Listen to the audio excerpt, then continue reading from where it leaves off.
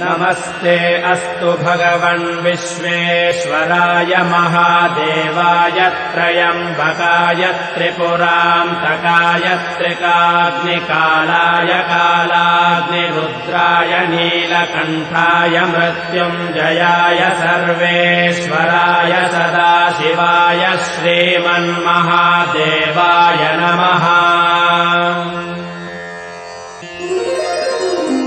नमस्ते अस्तु भगवन् विश्वेश्वराय महादेवाय त्रयम्बकाय त्रिपुरान्तकाय त्रिकाग्निकालाय कालाग्निरुद्राय नीलकण्ठाय मृत्युञ्जयाय सर्वेश्वराय सदाशिवाय श्रीमन्महादेवाय नमः।